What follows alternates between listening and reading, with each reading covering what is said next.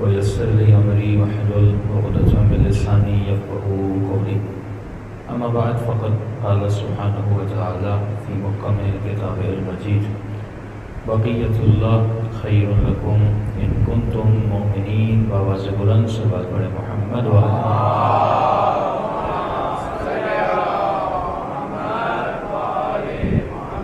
دعا ہے پروردگار عالم ہم سب کی عبادتوں کو اپنی بارگاہ میں قبول فرما دے، اور جس مقصد عظیم کی وجہ سے یہ مجالس رکھی جاتی ہیں ان مقاصد میں ہم سب کو کامیابی نصیب فرما دے. مسلسل آپ کی خدمت میں کربلا اور زبور کے عنوان سے کہ جب تک انسان کربلا کو نہیں سمجھتا تب تک وہ زبور امام کی تیاری نہیں کر سکتا. ہم لفظوں میں بھی الجھے ہوئے ہیں اور ہم واقعات میں بھی الجھے ہوئے ہیں. ایک مرتبہ آپ اپنے بچے کو جناب ہود کا واقعہ سناتے ہیں، کبھی جناب صالح کا واقعہ سناتے ہیں، کبھی سورہ بقرہ کا واقعہ سناتے ہیں، کبھی کسی جوان کو جناب یوسف کا واقعہ سناتے ہیں. بالکل اسی طرح کبھی اپنے جوانوں کو کربلا کا واقعہ سناتے ہیں. اس طرح ممبر سے خیبر کو سنایا جاتا ہے، خندق کو سنایا جاتا ہے. ایک مرتبہ بیان کرنے والا صرف واقعہ بیان کرتا ہے، اس واقعے کا میسج بیان نہیں کرتا. ایک مرتبہ آپ کہتے ہیں کہ میں گلی سے گزر رہا تھا اور میں نے دیکھا ایک بچہ گلی میں گر گیا، اور آپ نے بتایا، اگلے نے بڑا افسوس کیا. کہاں؟ جب زمین پر گرا اس کا سر بھی زمین پر لگا اور سر سے بھی خون جاری ہوا. کبھی آپ نے کہا میں گاڑی پہ سفر کر رہا تھا، اچانک میں نے دیکھا ایک بائک والا آ رہا تھا اور گٹر کا جو ڈھکن ہے وہ کھلا ہوا تھا، اس کی بائک اس کے اندر چلی گئی اور بڑا افسوس کا مقام ہے، وہ گر کر مر گیا. آپ نے بھی واقعہ سن کے افسوس کیا کہ بچہ گرا، بائک والا گرا، دو لوگوں کو میں نے دیکھا ان کی گاڑیوں میں ایکسیڈنٹ ہو گیا اور وہ لوگ دونوں مر گئے. آپ نے واقعہ سنا، افسوس کیا، لیکن آپ نے دوسرا پہلو نہیں سوچا جو اصل پہلو تھا کہ صرف واقعات کو دیکھو نہیں، یہ سوچو یہ واقعہ رونما کیوں ہوا، وہ بچہ گرا کیوں، وہ بائک والا زمین پر کیوں گرا، اور وہ کون سی وجہ تھی کہ ان گاڑیوں کا آپس میں ایکسیڈنٹ ہو گیا. تو ایک ہے صرف واقعے کو سننا اور اس پہ افسوس کرنا، دوسرا یہ ہے کہ واقعے کو سنا بھی جائے اور اس کی وجہ کو بتایا بھی جائے. بھائی قوم عاد و سمود پر اگر عذاب نازل ہوا تو عذاب کیوں نازل ہوا، ان کی کون سی عادتیں تھیں جن کی وجہ سے عذاب نازل ہوا. اسی لیے معصومین نے بارہا سمجھایا کہ اے مؤمن، اے مسلم، یہ کتاب قصوں کی کتاب نہیں ہے، کہانیوں کی کتاب نہیں ہے، اسٹوریز کی کتاب نہیں ہے، یہ کتاب تزکیے کی کتاب ہے.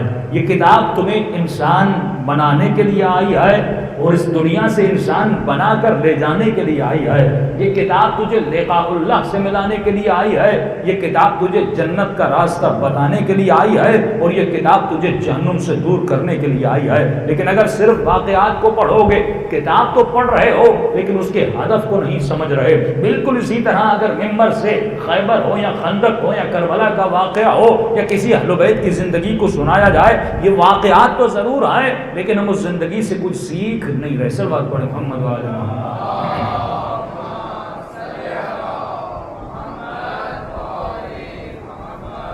تو انسان ایمان کی منزل کو حاصل کرنا چاہتا ہے تو سمجھے اور سوچے.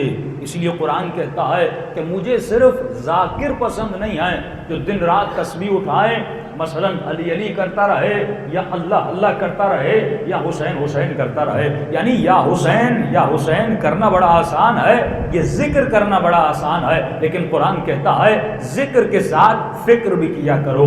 اگر ذکر کر رہے ہو تو سوچا کرو یہ ذکر کر رہا ہوں تو کیوں کر رہا ہوں. ہمیشہ ایک جملہ کہتا ہوں، کہاں یا علی کہنا اور کہاں علی کے ساتھ رہنا.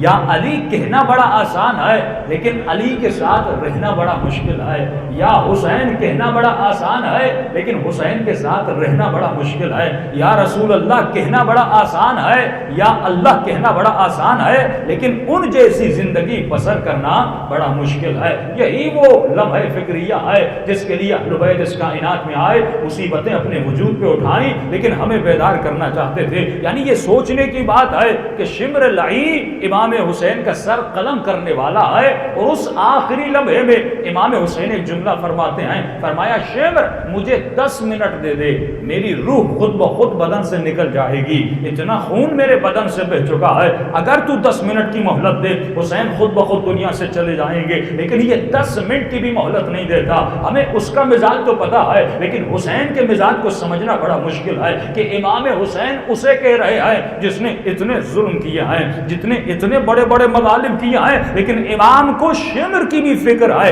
کہ اگر یہ میرا گلا کاٹے گا تو لعین بن جائے گا، اگر حسین کا گلا کاٹے گا یہ ہمیشہ کے لیے جہنمی بن جائے گا۔ امام اس کی بھی فکر ہے کہ 10 منٹ دے دے، یہ گناہ کبیرہ نہ اٹھا۔ یعنی حسین ایک ایسا درد رکھتے تھے، یہ نہیں دیکھتے کہ سامنے آنے والا کون ہے، اس نے مجھ پہ ظلم کیا ہے، اس نے میرا راستہ روکا ہے، اس نے میرے اکبر کو مارا ہے۔ امام کو یہ پرواہ نہیں ہے۔ اگر حسین کو پرواہ ہے تو ایک چیز کی پرواہ ہے، اگر ہو سکے تو دنیا سے جانے سے پہلے بھی میں ایک کو جنتی بنا کے چلا جاؤں۔ کہ لوگ کہتے ہیں مولانا یا کہتے مولانا حر نے بڑا گناہ کیا تھا، ہاں حر نے بڑا گناہ کیا تھا، میرے مولا کا راستہ روکا تھا، لیکن جب توبہ کر کے حسین کی خدمت میں آتا ہے جسے ہم توبۃ النصوح کہتے ہیں، قرآن کہتے ہیں عام توبہ نہ کیا کرو، اے مومن توبۃ النصوح کیا کرو، یعنی ایسی توبہ جس کے کرنے کے بعد پلٹ کر گناہ کی طرف نہ جا سکو، ایسی توبہ کہ امام فرماتے ہیں توبہ کی نشانیاں ہیں، فرمایا وہ مومن جو توبہ کرے کل جا کے پھر گناہ کرے، توبہ کرے پھر جا کر اپنی توبہ کو توڑ دے۔ امام رضا فرماتے ہیں یہ توبہ نہیں کر رہا بلکہ اپنا مذاق اڑا رہا ہے کہ مولا توبہ کی نشانی تو بتائیے، اگر میں نے کسی گناہ سے توبہ کی اس کی نشانی کون سی ہے؟ فرمایا نشانی یہ ہے کہ جس گناہ سے تو توبہ کر رہا ہے جب تک اس گناہ کی نفرت تمہارے دل میں پیدا نہیں ہو جاتی، مثلا گناہ شراب سے توبہ کر رہا ہے، مثلا نگاہ حرام سے توبہ کر رہا ہے، مثلا کسی نشے کی عادت سے توبہ کر رہا ہے، جب تک اس کی نفرت تمہارے دل میں پیدا نہیں ہو جاتی۔ لیکن پھر سوال پیدا ہوتا ہے مولانا یہ نفرت کیسے پیدا ہوتی ہے؟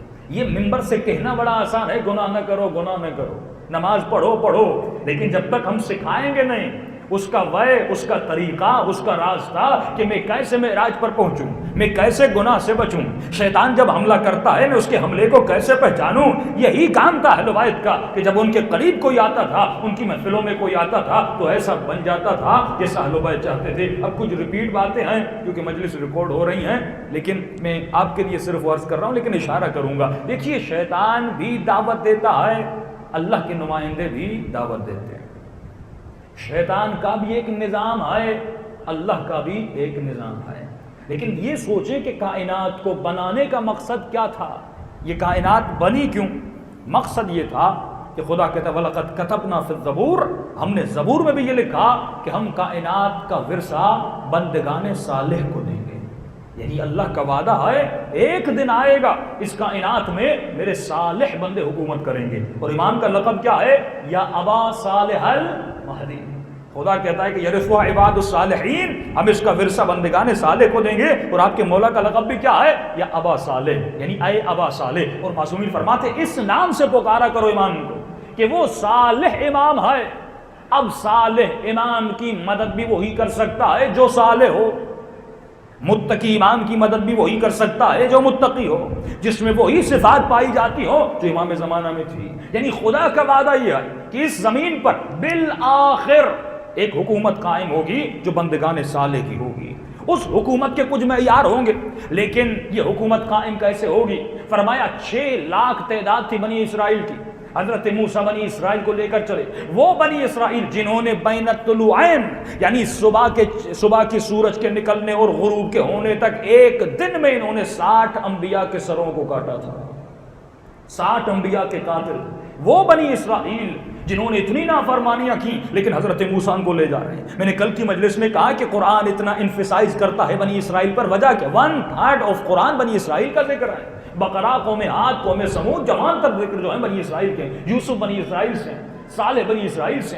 موسیٰ بنی اسرائیل سے، عیسیٰ بنی اسرائیل سے. یہ تمام تر انبیاء کے قصے خدا بیان کیوں کرتا ہے؟ کیونکہ کسی پوائنٹ پر ہمیں لانا چاہتا ہے، ہمیں کچھ بتانا چاہتا ہے. محمد کے نام سے زیادہ موسیٰ کے نام کا ذکر ہوتا ہے، خدا کو سمجھانا چاہتا ہے. اب جلدی جلدی سے آپ کو بتانا چاہتا ہوں، وعدہ الہی تھا کہ زمین پر حکومت الہی کو قائم کیا جائے. حضرت موسیٰ وہ پہلے نبی تھے جنہوں نے ایک امت بنانے کی کوشش کی کہ خدا کہتا ہے کہ ہم نے جعلناکم امۃ وسطا، اے مسلمان میں نے تجھے بیچ والی امت بنایا. یعنی ایک ایسی امت جس میں ایکسٹریمزم نہیں تھا، ایک ایسی امت جس میں انتہا پسندی نہیں تھی، ایک ایسی امت جس میں تعادل تھا، جس میں عدل تھا. دوسری قوموں میں عدل نہیں تھا، وہ یا گناہ میں بہت آگے چلے جاتے تھے، یا اگر 30 دن حضرت موسیٰ اپنی قوم سے غائب ہوتے تھے تو کہیں ایسا تو نہیں کہ ہمارا حال بھی وہی ہو جائے جو بنی اسرائیل کا حال تھا. 30 دن کے لیے حضرت موسیٰ قوم سے باہر جاتے ہیں، اپنے جانشین کا تعین کر کے جاتے ہیں، لیکن وہی بنی اسرائیل پھر کس کے پیچھے چلی جاتی ہے؟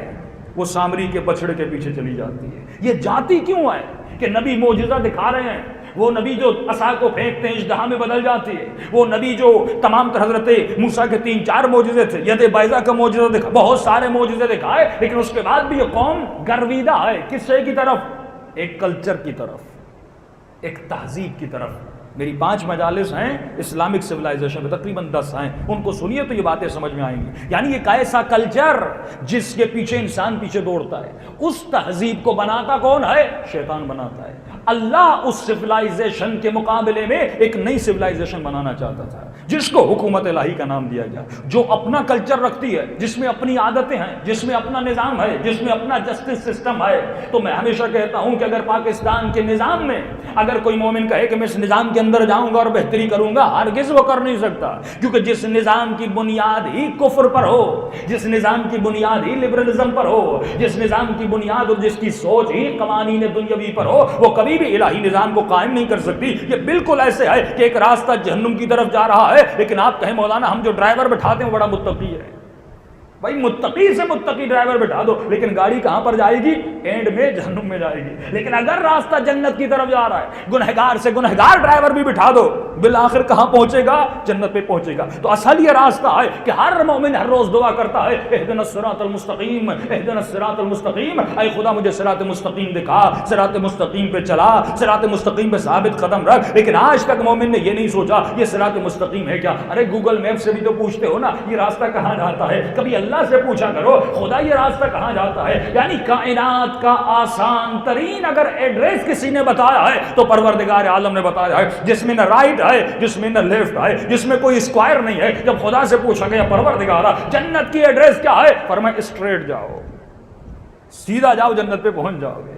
یعنی ایسے جاؤ جس میں تزلزل نہ ہو. اس کی تشریح میں بھی آتا ہوں. تو مقصد حیات یہ تھا ایک ایسا نظام بنایا جائے جو نظام الہی ہو. اور حضرت نوح کی دعا کہ کہتے ہیں پروردگارا اپنا عذاب نازل کر.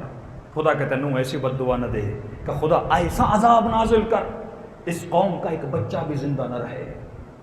خدا نے کہا کیوں؟ فرمایا لم یولد، اے خدا اب اس قوم میں کوئی مومن پیدا نہیں ہوگا.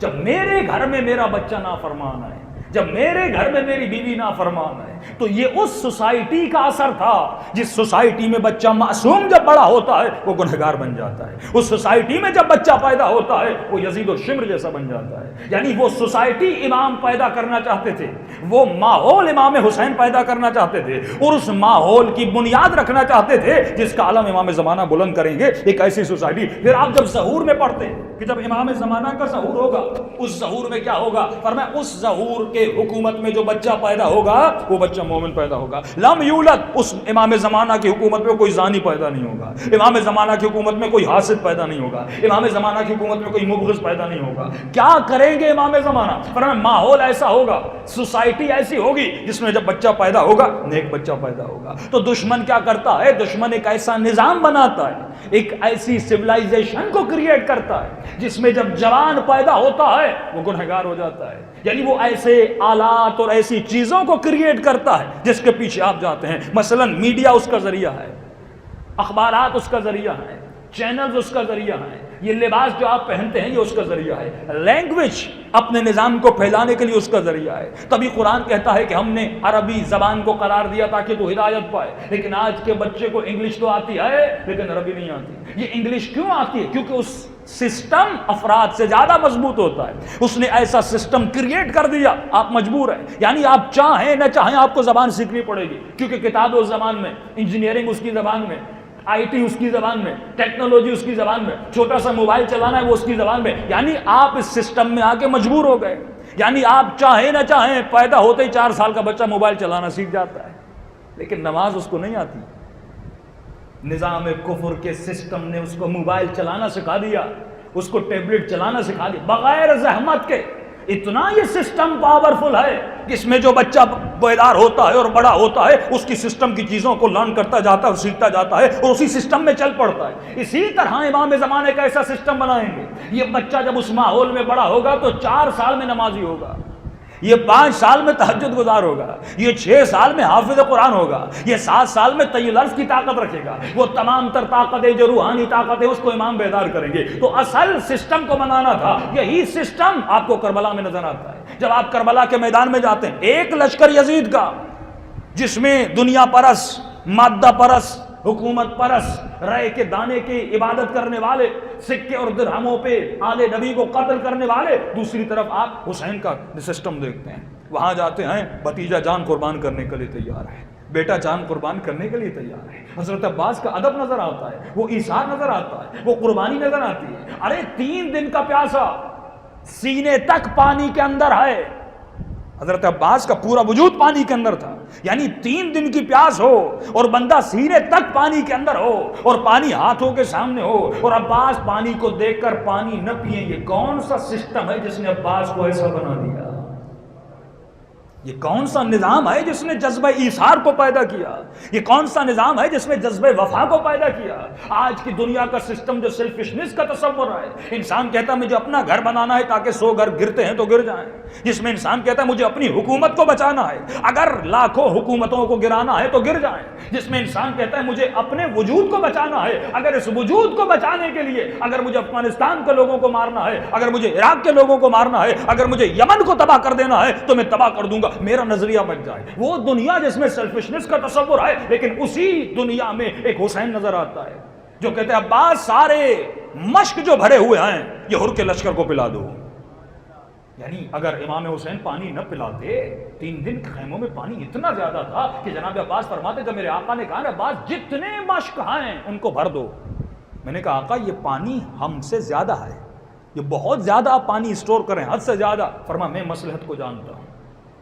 اس وقت عباس یہ سمجھ رہے تھے حسین اپنے لیے پانی بھر رہے ہیں، لیکن آگے جا کر پتا چلا یہ اپنے لیے نہیں تھا، یہ ہور کے لشکر کے لیے تھا. یہ ایثار کا جذبہ، یہ قربانی کا جذبہ آپ کو کہاں ملے گا کہ کربلا میں صرف عرب نہیں ہے. حسین نے کربلا کے میدان میں عرب کو بھی جمع کیا، جون جیسے عجم کو بھی جمع کیا.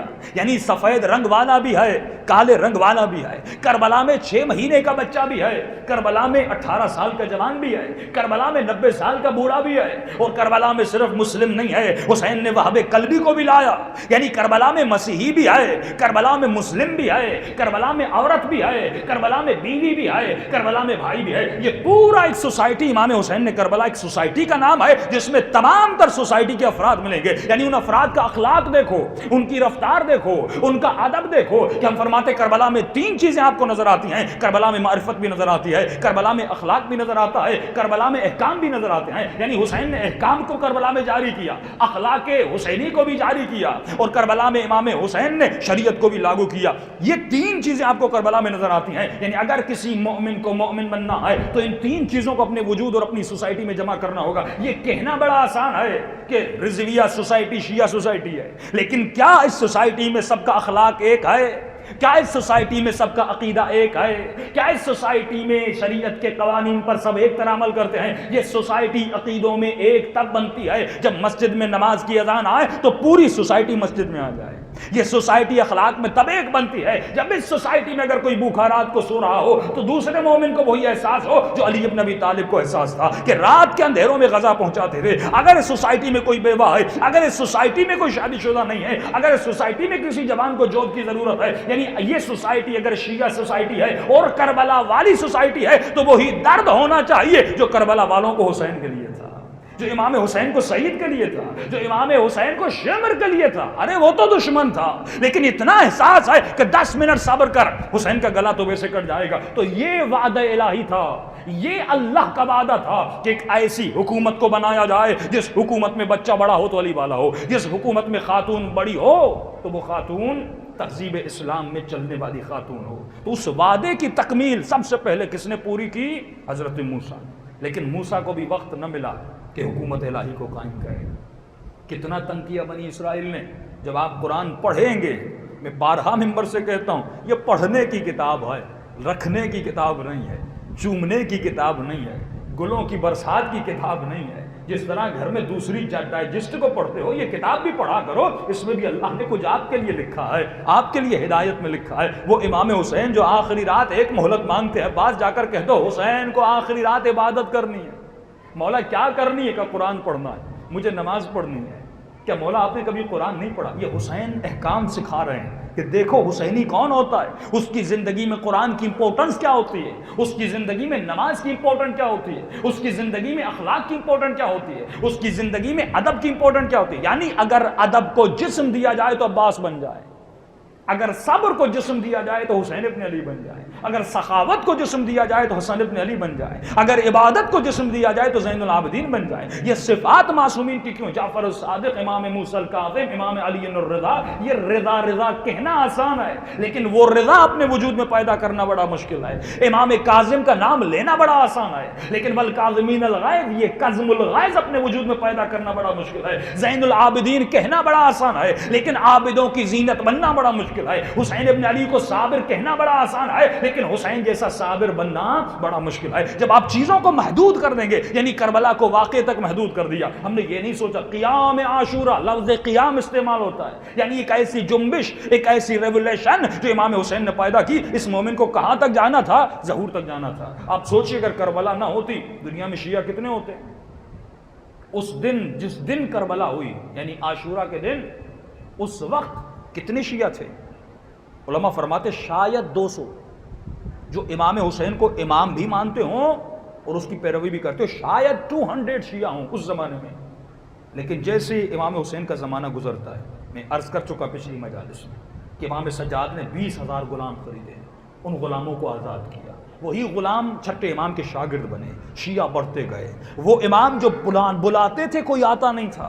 امام حسین تبلیغ کرتے تھے، امر بالمعروف کرتے تھے، وہ لوگ اپنے کانوں میں انگلیاں ڈال دیتے تھے کہ حسین ہمیں تمہاری آواز کو نہیں سننا، ہمیں احکام الہی کو نہیں سننا. وہ امام حسین بتا رہے ہیں لیکن لینے والے لے نہیں رہے. لیکن ایسی کربلا نے تبلیغ کی، ایسی اماموں نے انسان سازی کی اس کفر کے معاشرے، ظلم کے معاشرے اور فسق و فجور کے معاشرے میں کہ ایک وقت آتا ہے جب امام رضا سرزمین طوس پہ آتے ہیں تو لاکھوں کا مجمع کھڑا ہے صرف اس کے لیے کہ ایک حدیث سلسلۃ الذہب کو لکھے. وہاں حسین بلا رہے ہیں، کوئی آ نہیں رہا. حسین کہہ رہے لکھو میری باتوں کو، کوئی لکھ نہیں رہا. لیکن امام رضا کا زمانہ آتا ہے، امام بتا رہے ہیں، لاکھوں کا مجمع ہے جو ایک جملہ لکھتا ہے. میں نے عرض کیا کہ امام حسین کی قمیص کو بدن سے اتارا گیا، کوئی خریدار نہیں تھا لیکن امام رضا اپنا ایک کرتا دعبل کو دیتے ہیں اور یہ دعبل کہتا ہے یہ کرتا لوگوں نے مجھ سے مانگا، میں نے ٹکڑے کر کر کے لوگوں کو دیے. اور امام کا کرتا 20,000 درہم میں بیچا جاتا ہے. 20,000 کا تبرک اس کرتے کا ملتا ہے. یعنی آپ دیکھ رہے ہیں ڈے بائی ڈے امپورٹنس بڑھتی جاتی ہے، شیعت بڑھتی جاتی ہے، ظلم کا محاصرہ، قتل کیا جا رہا ہے. شیعہ ہجرت کر رہے ہیں، جہاں جہاں سید ملتا تھا اسے قتل کیا جاتا تھا، زندانوں میں ڈالا جاتا تھا. یہ معتصم کا زمانہ، یہ زمانے کتنے مشکل ہیں لیکن آپ دیکھ رہے ہیں شیعت کی تعداد میں کمی نہیں ہوئی کیونکہ امام حسین ایک کلچر دے کر گئے، ایک تہذیب دے کر گئے جس کو آپ مجلس کہتے ہیں، جس کو آپ جلوس کہتے ہیں، جس کو آپ ماتمداری کہتے ہیں. یہ ایام اللہ ان کو منانا چاہیے. فرمایا یہ امام حسین نے ایک یوم اللہ دیا جس کو عاشورہ کہتے ہیں. یہ 10 دن، یہ 40 کے دن، یہ جناب سیدہ فاطمہ الزہرا کی شہادت کے دن، ان کو جتنا ہو سکے منائیں کیونکہ یہ آپ کا اپنا اون کلچر ہے، اپنا کلچر ہے. اس کلچر سے کیا ہوتا ہے؟ امام حسین کا پیغام بڑھتا ہے. یعنی کہاں کربلا کے 72 اور کہاں آج کے 300 ملین شیعہ. کس کی دعا کا اثر تھا؟ اسی کلچر کا اثر تھا. یعنی کربلا شیعت بڑھا رہی ہے، کربلا مومن بڑھا رہی ہے، یہاں تک کہ امام زمانہ کا ظہور ہو جائے. اور میں کل کی مجلس میں بھی عرض کر چکا، یہ 40 جو آج آپ دیکھ رہے ہیں یہ جھلک ہے اس کربلا کے نتیجے کا. یہ 40 ایسے 40 نہیں بنا، یہ معجزہ امام زمانہ ہے کہ اچانک سے اتنی تعداد 40 پہ جاتی ہے، لوگ جاتے ہیں، یہ جھلک ہے. اسی لیے علماء فرماتے ہیں جب امام زمانہ کا ظہور ہوگا تو امام کعبے کی دیوار پر کھڑے ہو کر اپنا تعارف حسین کے نام سے کروائیں گے. یہ نشانی ظہور ہے کہ آخری زمانے میں پوری دنیا حسین کو جاننے لگے گی. اور یہ حسین کو کہاں سے جانے گی؟ کربلا سے جانے گی. آج بی بی سی کو پتا ہے کہ ہو حسین، اس کو پتا ہے حسین کون ہے. آج پاکستان کا کون سا فرد ہے جسے امام حسین کا پتہ نہ؟ آج انڈیا میں کون سا ہندو ہے جسے امام حسین کا پتہ نہ؟ آج وہ کون سا یہودی ہے جو اسرائیل میں رہ رہا ہے، جب حزب اللہ کو جانتا ہے تو حسین کو بھی جانتا ہوگا. یعنی وہ پوائنٹس کریٹ کیے جا رہے ہیں کہ پوری دنیا حسین کو جاننے لگے. کون حسین؟ علی کا بیٹا حسین. کون حسین؟ نبی کا نواسا حسین. کون حسین؟ جس کے اپنی دوشوں پر نبی سوار کیا کرتے تھے. تو امام زمانہ جب اپنا تعارف کر، انا الذی، میں اس کا بیٹا ہوں جسے پیاس کے عالم میں شہید کر دیا گیا، میں اس کا بیٹا ہوں جس کا گلا کاٹا گیا. اللہم صل علی محمد. تو یہ ایک جھلک ہے، علماء فرماتے 40 ایک جھلک ہے. کس چیز کی جھلک ہے؟ یہ ظہور امام کی جھلک ہے. جب تو 40 پہ جاتا ہے وہاں پہ ایک نیا جذبہ تمہیں ملتا ہے، کربلا والا احساس اور کربلا کی فیلنگ آپ کے وجود میں آتی ہے. 40 میں جا کر مومن میں ادب آتا ہے. 40 میں جس سے ایک ہفتے میں مومن کا وجود بدل جاتا ہے. آپ کے وجود میں ایثار پیدا ہوتا ہے، آپ کے وجود میں قربانی کا جذبہ پیدا ہوتا ہے. 40 میں اگر کسی پیاسے کو دیکھو تو دل کرتا ہے میں پانی نہ پیوں، اس پیاسے کو پانی پلاؤں. 40 میں آپ کو فداکاری کا جذبہ ملتا ہے کہ لوگ اپنے گھروں سے کھانے لاتے ہیں اور آپ کے لیے نچھاور کرتے ہیں. وہ خود تو دھوپ میں کھڑا ہے لیکن آپ کے پاؤں دبانا چاہتا ہے. وہ خود تو پیاسا ہے لیکن آپ کو پانی پلانا چاہتا ہے. ارے گاڑیوں کو روک روک کے اتارا جاتا ہے کہ آپ ایک دن میرے گھر میں مہمان بن جائیے. یہ جذبہ کراچی میں نظر آتا ہے، یہ جذبہ اپنی عام زندگی میں نظر آتا ہے، کہیں نظر نہیں آتا. یعنی 40 ایک انقلاب پیدا کرتا ہے. یہ وہ انقلاب ہے جو آپ کو تیاری کروا رہا ہے کہ اے مومن، اگر امام زمانہ کا معاشرہ چاہتے ہو، یہ معاشرہ ہے، یہ حکومت امام ہے، اس حکومت میں ایسا معاشرہ ہوگا. یعنی خدا ایک ایسا نظام کریٹ کرنا چاہتا ہے، لیکن وہ نظام ایسا ہوگا جس میں لوگوں کی عادتیں ایک جیسی ہوں، جس میں لوگوں کا عمل ایک جیسا ہو. فرمایا جب مومن کو دیکھے، مثلا یہ شیعہ سوسائٹی ہے، اگر مومن کو دیکھے، اس کو مومن کے چہرے میں وجہ اللہ نظر آنا چاہیے. کیا نظر آنا چاہیے؟ اللہ کا چہرہ نظر آنا چاہیے. یہ سوسائٹی مومنوں کی سوسائٹی. کیا مطلب؟ فرمایا جب اس کے چہرے کو دیکھے اس کو سخاوت نظر آئے، جب اس کے چہرے کو دیکھے اس کو عبادت نظر آئے، جب اس کے چہرے کو دیکھے اس کے وجود میں ایثار نظر آئے. یعنی مومن یہ جھجک نہ کرے کہ اگر میں اس مومن سے مدد مانگوں گا یہ مجھے جواب دے گا، اگر اس کے پاس ہوگا یہ میری مدد کرے گا. ایک ایسا معاشرہ جس میں ایسی یکجہتی ہو، جس میں احساس، جس میں درد. یہ ایک عجیب بات ہے کہ امام فرماتے جب تو رات کو سوتا ہے اور تمہارا بیٹا روتا ہے تجھے پوری رات نیند نہیں آتی. یہ ماں پوری رات سو نہیں پاتی، پوری رات جاگتی رہتی ہے، بیٹے کو ٹہلاتی رہتی ہے کہ میرا بیٹا سوئے تو میں سوں. اپنے بیٹے کے رونے پہ تجھے چڑ نہیں آتی، اپنے بیٹے کے رونے پہ تجھے غصہ نہیں آتا، اپنے ننھے سے بیٹے کے رونے پر تمہاری نیند خراب نہیں ہوتی. تو اور پریشان ہوتا ہے خدا یہ سو جائے تو میں سو جاؤں، اس سے سکون ملے تو مجھے سکون ملے. لیکن عجیب منظر ہے اسی انسان کا کہ جب اپنا بیٹا سو جائے اور رات کو سو رہے ہو، اچانک کسی پڑوس کے گھر سے کسی بچے کی رونے کی آواز آئے. اب اس کی نیند خراب ہو جاتی ہے کہ یہ بچہ بس ہی نہیں کر رہا. ہاں، اس کے رونے سے چڑ آتی ہے، اس کے رونے سے. اس کا مطلب ہمدردی نہیں ہے، اس کا مطلب اپنے کو تو اپنا سمجھا، کسی اور کے بیٹے کو اپنا نہیں سمجھا. یہ وہ احساس ہے، یہ اس سوسائٹی کا احساس ہے جو امام زمانہ وہ سوسائٹی کیا کریں گے؟ بنائیں گے. صلوات پڑھے محمد و آل محمد.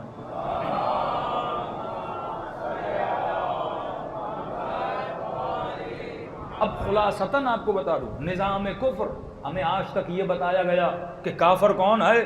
کافر اللہ کو نہیں مانتا. اچھا، اور کافر قیامت کو نہیں مانتا. اچھا، اور کافر ملائکوں کو نہیں مانتا. اچھا، اور کافر معاد کو نہیں مانتا. کافر رسول خدا کو نہیں مانتا. کافر مولا علی کو نہیں مانتا. ہمیں صرف نہیں بتایا گیا. کیا بتایا گیا؟ نہیں. یعنی اس کو نہیں مانتا، اس کو نہیں مانتا، فلاں کو نہیں مانتا. یہ لسٹ ہمارے ذہنوں میں. کبھی سوچا کافر کس کو مانتا ہے؟ ایک ہے ماننا، ایک ہے نہ ماننا. ہم بھی کسی چیزوں کو مانتے ہیں اور کچھ چیزوں کو نہیں مانتے. مثلا ہم شیطان کا اس کے وجود پر ایمان نہیں ہے. ایمان کا مطلب یعنی ہم شیطان کی نہیں سنتے, ہم اللہ کی سنتے ہیں. تو کچھ چیزوں پہ آپ ایگری کرتے ہیں, کچھ چیزوں پہ ڈس ایگری کرتے ہیں. اسی طرح نظام کفر بھی ہے, وہ کچھ چیزوں کو مانتا ہے اور کچھ چیزوں کو نہیں مانتا. ہمیں یہ تو پتا ہے کہ وہ کسی چیز کو نہیں مانتا, لیکن یہ سوچو وہ مانتا کس چیز کو ہے, کیونکہ اگر وہ مانے گا نہیں تو اپنا نظام کیسے بنائے گا؟ نہ ماننے سے تو کوئی نظام کریٹ نہیں ہوتا. اگر مجھے مسجد بنانی ہے تو مجھے کن چیزوں کو ماننا ہوگا, ایک نقشے کو اپروو کرنا ہوگا, جگہ لینی پڑے گی, سیمنٹ لینا پڑے گا, اینٹیں لینی پڑیں گی, انجینئر کو بلانا پڑے گا, نقشہ بنانا پڑے گا, اس کے بعد امام بارگاہ. مطلب کچھ چیزوں کو مانوں گا تو امام بارگاہ بنے گا.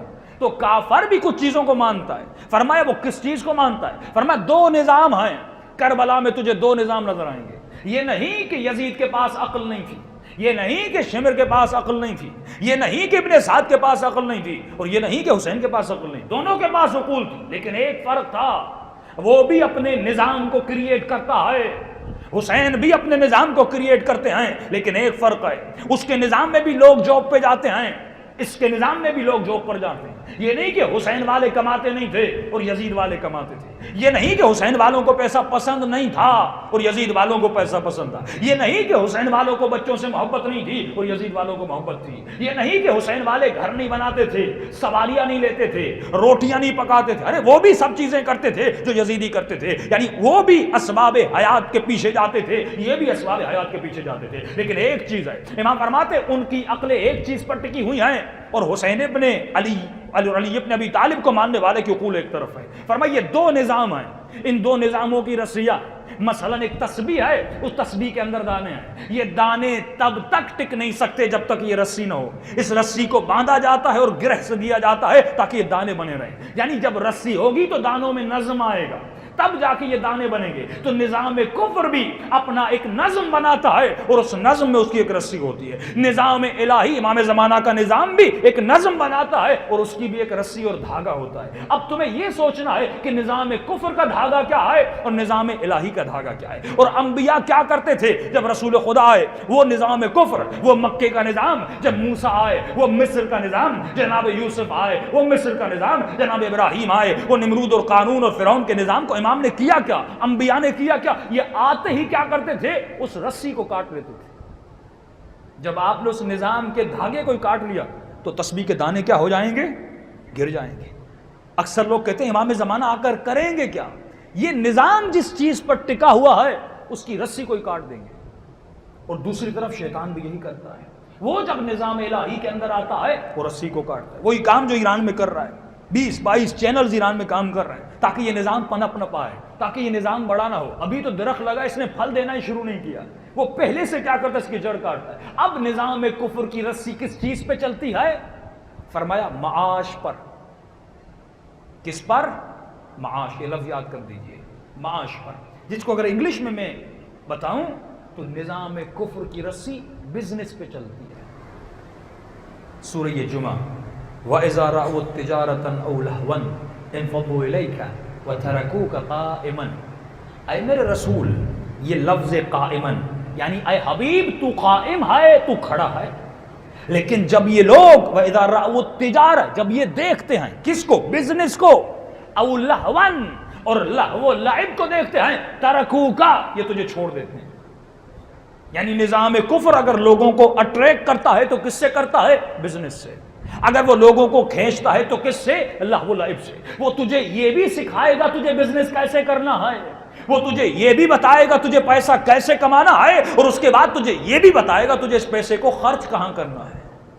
وہ ساری چیزوں کو بنا کے رکھتا ہے. اس نظام میں جب جاؤ گے, آپ یورپ چلے جائیے, آپ یو ایس چلے جائیے, آپ یو کے چلے جائیے, آپ آسٹریلیا چلے جائیے, جتنی دنیا کی حکومتیں وہاں پہ, پاکستان آ جائیے, دبئی چلے جائیے, یہ حکومتوں کا دار و مدار کس پر ہے, بزنس پر ہے. اس کا سرکل کس پہ گھومتا ہے, تجارت پہ گھومتا ہے. اب دبئی جاتے بڑی بڑی عمارتیں, اس میں بزنس, روڈ اس میں بزنس, ٹرپ اس میں بزنس. یعنی لوگوں کو ایک چیز سکھائی جاتی ہے, بزنس. بزنس کا نتیجہ کیا ہے, پیسہ. یعنی تو دنیا میں آیا ہے پیسہ کمانے, تو دنیا میں آیا ہے بزنس کو ڈیولپ کرنے. یہ پیسہ کمانا بھی سکھاتا ہے اور اس کے بعد تجھے یہ بھی سکھاتا ہے تجھے پیسہ خرچ کہاں پہ کرنا ہے. ایک مرتبہ کما لیا, پھر شیطان کہتا کہیں یہ اور نہ چلا جائے, اس کو میں یہ بھی بتاؤں گا اس کو انویسٹ کہاں پہ کرنا ہے. وہ پھر تجھے ڈسکو میں لے جاتا ہے, وہ پھر تمہارے پیسوں کو سنیما پہ خرچ کرواتا ہے, وہ پھر تمہارے پیسوں کو عیاشی میں خرچ کرواتا ہے, وہ پھر تمہارے پیسوں کو نگاہ حرام پر, وہ تمہارے پیسوں کو رشتے حرام پر, وہ تمہارے پیسوں کو اس نے جگہ بھی ڈھونڈ کے رکھی ہے کہ کمانا کیسے آئے, خرچ کہاں پہ کرنا. یعنی اس کے وجود اور اس کی بنیاد کس پر آئے؟ معاش پر آئے. اب آئیے حسین ابن علی کے پاس, نظام الہی کی بنیاد کس پر آئے؟ معاد پر, قیامت پر. یعنی جب جب آپ قرآن پڑھتے ہیں خدا یہ نہیں کہتا کہ اے میرے بندے یہ کام کرو میں تجھے پیسے دوں گا, نہیں, اللہ کہتا ہے میں جنت دوں گا. اللہ کیا وعدہ جنت دیتا ہے. جب آپ گناہ کرتے ہیں تو خدا کیا کہتا ہے؟ جہنم میں جاؤ گے. یعنی تمام تر آپ کی نگاہوں کو اللہ نے کہاں پہ فوکس کیا؟ معاد پر, قیامت پر. شیطان اس قیامت کو خراب کرتا ہے. اور ایک قرآن کی آیت ہے جس میں شیطان کہتا ہے لأغوین مجمعین الا عبادک من المخلصین. دوسری آیت میں کہتا ہے خدا میں تیرے سارے بندوں کو گمراہ کروں گا اور میں صراط مستقیم پہ بیٹھ جاؤں گا. اچھا شیطان کیا کرو گے صراط مستقیم پر؟ فرمایا آگے سے بھی حملہ کروں گا, پیچھے سے بھی حملہ کروں گا, دائیں سے بھی حملہ کروں گا, بائیں سے بھی حملہ کروں گا. یہ آگے سے حملہ کرے گا کیا مطلب؟ ہم نے صرف لفظ پڑھا, اس کی معنی تک نہیں پہنچی. آگے سے حملہ کروں گا یعنی اس کی ابتدا کو خراب کروں گا. وہ ڈارون کا عقیدہ کہ تمہارے ماں باپ بندر تھے, یہ ڈارون کا عقیدہ ہے نا کہ پونچھ والے بندر تھے تمہارے ماں باپ. انسان کی ابتدا کو خراب کر دیا. سارے مغرب کے ذہنوں کو اس نے ابتدا پہ اٹیک کیا. یعنی کچھ بھی, کوئی نبی نہیں تھا, کوئی جنت نہیں تھی, کوئی شجر طیبہ نہیں تھا. یہ سارے ڈرامے ہیں مولویوں کے, یہ سارے ڈرامے ہیں ان لوگوں کے, یہ دیندار لوگوں کے ڈرامے. کچھ بھی نہیں تھا. ڈرائیون کا عقیدہ کہ ابتدا کو خراب کرو, یا بگ بینگ کا عقیدہ کہ ایک دھماکہ ہوا, کچھ بھی نہیں تھا, دنیا ایسے بن گئی, اس کی ابتدا کو خراب کرو. یہ شیطان کا پہلا حملہ. پھر اس کی انتہا پہ حملہ کرتا ہوں, یعنی معاد پر اٹیک. کوئی قیامت نہیں, کوئی قبر نہیں, کوئی برزخ نہیں, کوئی ملائک نہیں. اور پریکٹیکلی یہ مسلم معاشرے میں دیکھا جاتا ہے کہ مسلمان قیامت پر عقیدہ تو رکھ رہا ہے لیکن اس کے عمل میں قیامت نظر نہیں آتی. یہ جہنم پہ عقیدہ تو رکھ رہا ہے لیکن اس کے عمل میں جہنم نظر نہیں آتی. یہ خاتون اللہ پر ایمان تو رکھ رہی ہے لیکن یہ پریکٹسنگ مسلم نہیں ہے, یہ حجاب نہیں کرتی, یہ جوان زنا کرتا ہے, یہ جوان نشہ کرتا ہے, یہ مومن تو کہلاتا ہے لیکن باہر جا کر گناہ کرتا ہے. اس کا مطلب اس کے عمل میں قیامت نظر نہیں آتی, اس کے عمل میں معاد ہے ہی نہیں. کون سی چیز آپ کی زندگی میں زیادہ روشن ہے اور نظر آتی ہے؟ وہ عقل معاش ہے. یعنی ہم صبح سے نکلتے ہیں باہر اور سوچ میں یہ ہوتا ہے کہ پیسہ کیسے زیادہ کمایا جائے. شیطان اس کے اوپر انسان کو لگا دیتا ہے کہ تجھے معاش کو منانا ہے لیکن کیسے منانا نہیں. کسی بھی راستے سے صرف پیسہ بنانا ہے. چوری ہو پیسہ بنانا ہے, رشوت ہو پیسہ بنانا ہے, ماں باپ کا حق کھانا ہو پیسہ بنانا ہے, بھائی کا حق نہیں دینا پیسہ بنانا ہے. یعنی وہ ذہن میں یہ ڈالتا ہے کہ تجھے صرف کمانا ہے. لیکن جب حسین کے لشکر میں جاؤ گے وہاں پہ عقل معاد ہے. تو دو عقلیں آ گئیں, ایک عقل معاش, ایک عقل معاد. ایک وہ عقل جو آپ کو صرف یہ بتاتی ہے کہ بزنس کیسے کرنا ہے, صرف آپ کو یہ بتاتی ہے پیسہ کیسے کمانا ہے. ایک دوسری عقل جس کو عقل معاد کہتے ہیں, یعنی وہ کہتی ہے پیسہ کماؤ لیکن قیامت کو اپنی نگاہوں میں رکھو. گاڑی لو لیکن قیامت کو نگاہوں میں رکھو, گھر بناؤ لیکن قیامت کو نگاہوں میں رکھو.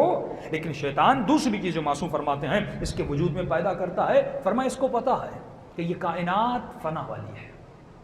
حسین سے حسین خاتون سے شادی کرو لیکن 20 سال کے بعد اس کا حسن ختم ہے.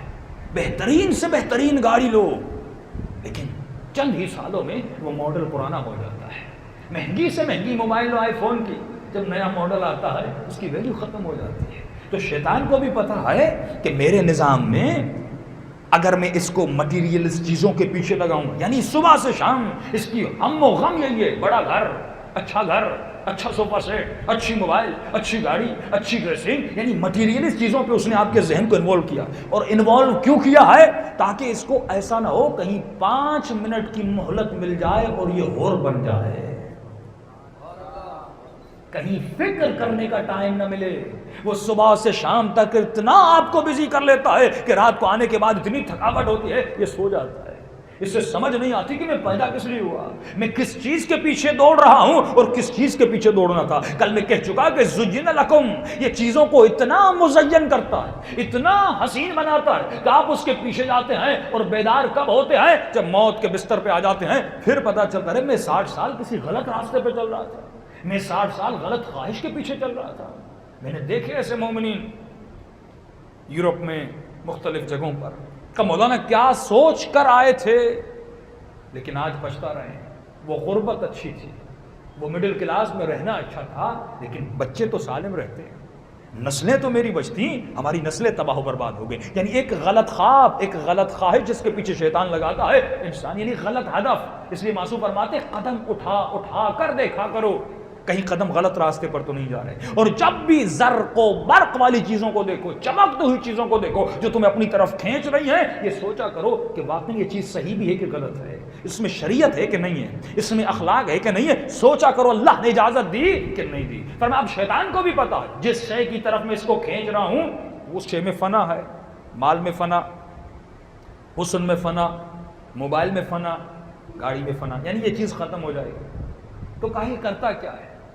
عجیب جملہ معصوم کا، فرمایا یہ ان چیزوں میں ویرائٹیز کو پیدا کرتا ہے۔ کیا کرتا ہے؟ ویرائٹی، اتنی ویرائٹی باندھتا ہے کہ تم اس فنا میں ہی فنا ہو جاؤ گے، تم اس فنا میں ہی اتنے بزی ہو جاؤ گے تمہیں احساس نہیں ہوگا۔ کیسے؟ آپ نے موبائل لیا، ایک مہینہ نہیں گزرا نئی ویرائٹی آ گئی، آپ بور کیسے ہو گئے؟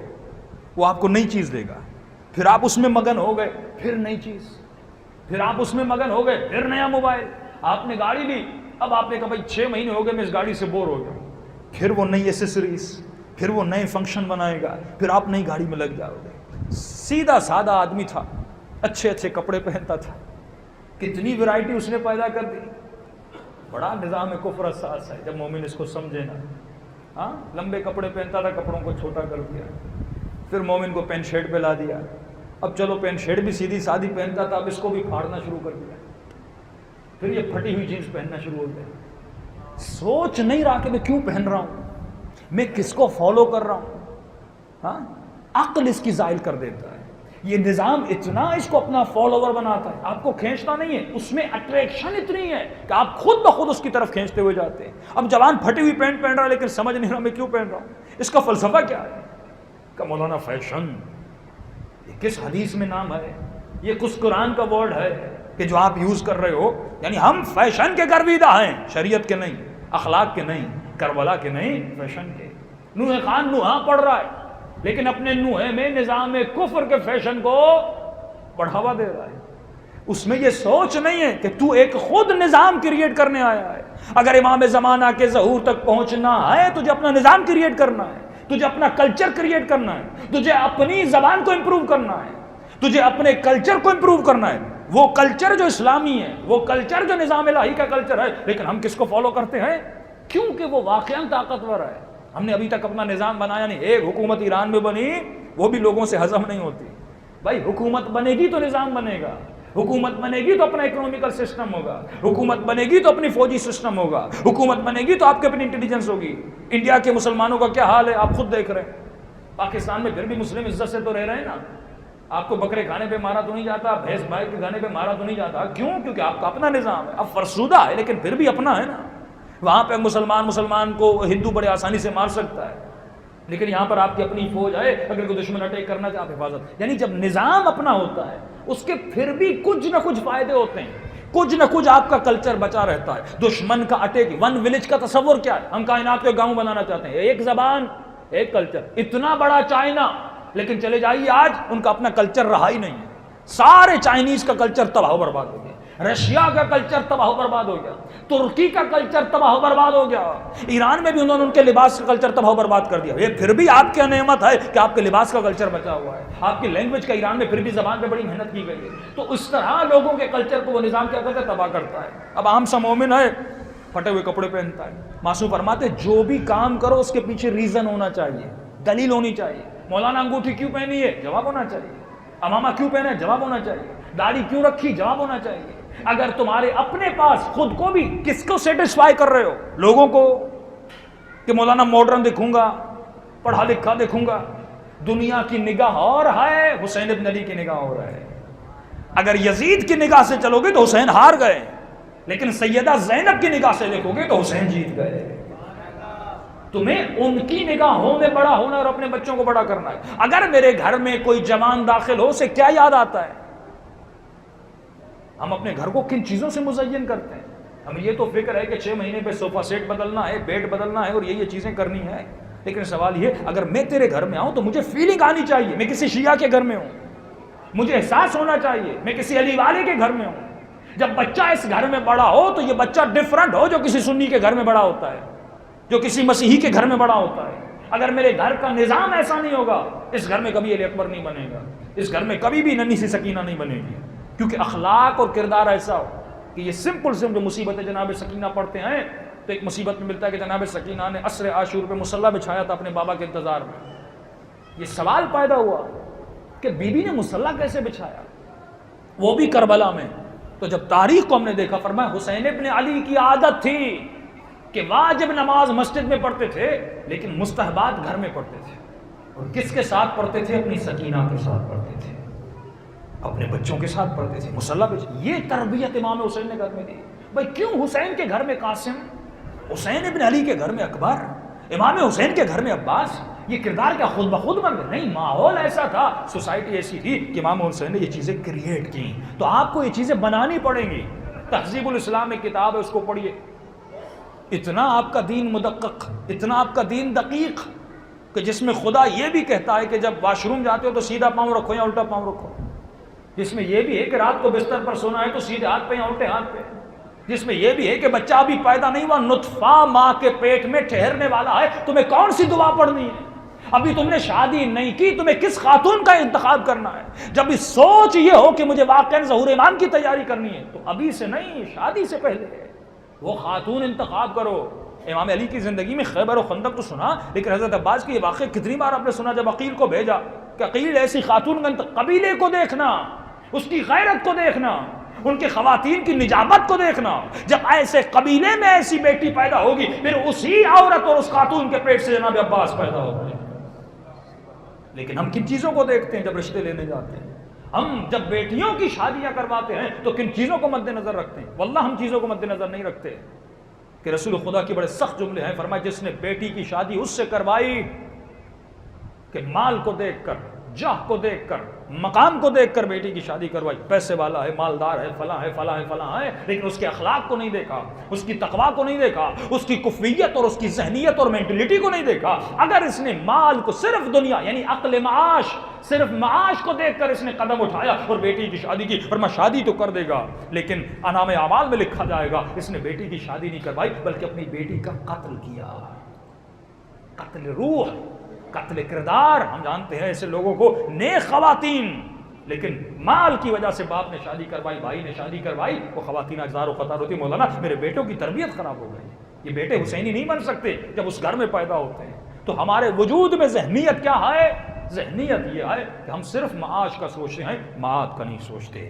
اگر تجھے امام زمانہ والا معاشرہ بنانا ہے اور ظہور تک تمہیں جانا ہے تو جب قدم اٹھاؤ تجھے معاد اور قیامت اور قبر کو ذہن میں رکھنا ہوگا کہ میرے ان قدموں سے میری قبر کو کیا فائدہ ہوگا اور میری دنیا کو کیا فائدہ ہوگا۔ یہی امت وسط کا تصور ہے کہ جب دعا قنوت پڑھتے ہو تو کہتے ہو ربنا آتنا فی الدنیا حسنہ وفی الآخرۃ حسنہ، اے خدا دنیا بھی بنا آخرت بھی بنا۔ صلوات پڑھے محمد و آل محمد۔